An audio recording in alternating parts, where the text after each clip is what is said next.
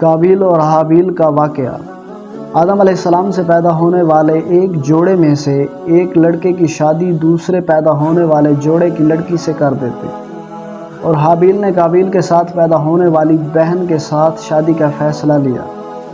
قابیل حابیل سے بڑا تھا اور قابیل کے ساتھ پیدا ہونے والی بہن زیادہ خوبصورت تھی۔ قابیل نے خود اپنے ساتھ پیدا ہونے والی بہن کے ساتھ شادی کا فیصلہ کیا۔ حضرت آدم علیہ السلام نے قابیل سے کہا کہ تو اپنے ساتھ پیدا ہونے والی بہن کی شادی حابیل سے ہونے دے، لیکن اس نے انکار کر دیا۔ تو آدم علیہ السلام نے دونوں کو قربانی کرنے کا حکم دیا۔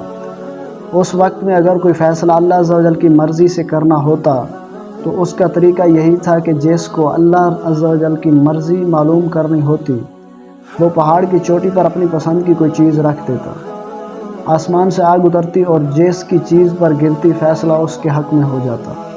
حابیل اور قابیل نے اپنی اپنی قربانی پیش کی۔ حابیل نے اپنی قربانی کے لیے ایک موٹی تازی بکری پیش کی کیونکہ وہ بکریوں والا تھا، اور قابیل نے اپنی کھیت سے ردی اور نکمہ گٹھا پیش کیا کیونکہ وہ کھیتی والا تھا۔ آسمان سے آگ اتری اور حابیل کی قربانی کھا گئی اور قابیل کی قربانی کو چھوڑ گئی۔ حضرت آدم علیہ السلام دونوں کی قربانی کے وقت موجود تھے۔ جب حابیل کی قربانی قبول ہوئی تو قابیل حضرت آدم علیہ السلام سے بولا کہ تو نے اس کے لیے دعا کی ہے، اس لیے حابیل کی قربانی قبول ہو گئی، اور میرے لیے تو نے دعا نہیں کی۔ وہ ناراض ہو گیا اور حابیل کو کہنے لگا کہ میں تجھے قتل کر دوں گا، صرف اس صورت میں چھوڑوں گا کہ تو میری بہن سے شادی نہ کرے۔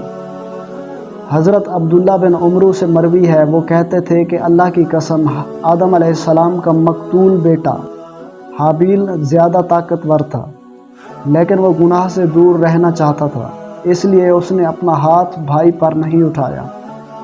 قابیل کے ڈانٹنے پر حابیل نے کہا کہ تو مجھ پر ہاتھ چلائے گا تو میں تجھ کو قتل کرنے کے لیے تجھ پر ہاتھ نہیں چلاؤں گا۔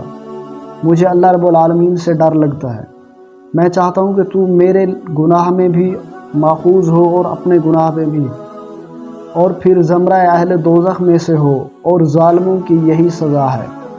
حابیل اچھے اخلاق والا اور اللہ سے ڈرنے والا تھا، کیونکہ اس نے اپنے بھائی کی برائی کا جواب برائی سے نہیں دیا، اور یہ بات رسول اللہ صلی اللہ علیہ وآلہ وسلم سے ثابت ہے کہ آپ صلی اللہ علیہ وسلم نے ارشاد فرمایا، جب دو مسلمان اپنی تلواریں نکال کر ایک دوسرے کے آمنے سامنے ہوں تو قاتل و مقتول دونوں جہنم میں جائیں گے۔ صحابہ نے عرض کیا، یا رسول اللہ صلی اللہ علیہ وسلم، قاتل کا آگ میں جانا تو سمجھ میں آتا ہے، لیکن مقتول کا کیا حال ہے، وہ کس وجہ سے جہنم میں جائے گا؟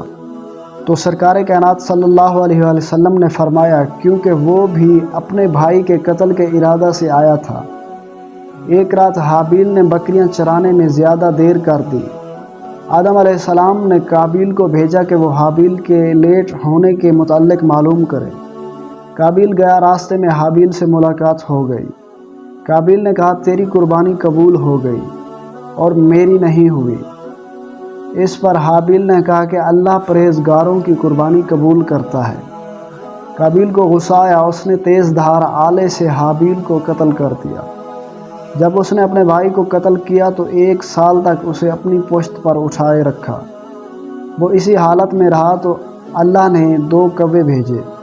دونوں کوے آپس میں لڑے اور ان میں سے ایک نے دوسرے کو مار دیا، تو ایک کوے نے اپنے پنجوں سے مٹی کو کریدا اور گڑھا بنا لیا، اس میں دوسرے کوے کو ڈالا اور پھر اس پر مٹی ڈال کر برابر کر دی۔ جب قابیل نے یہ حالت دیکھی تو اس نے بھی ایسا ہی کیا اور اپنے بھائی کو زمین میں دفن کر دیا۔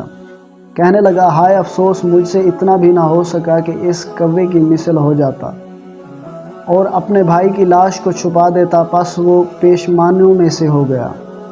حضرت آدم علیہ السلام اپنے بیٹے حابیل کے قتل سے بہت زیادہ غمگین ہوئے۔ جب قابیل نے اپنے بھائی کو قتل کیا تو بہت جلد اس کو اس کی سزا مل گئی۔ اس کی پنڈلی ران کے ساتھ چپک گئی اور اس کا چہرہ سورج کی طرف رہتا تھا، اس کے گھومنے کے ساتھ گھومتا رہتا۔ اپنے بھائی کے ساتھ اس کے بغض و عداوت اور حسد کی وجہ سے اس کو یہ سزا ملی۔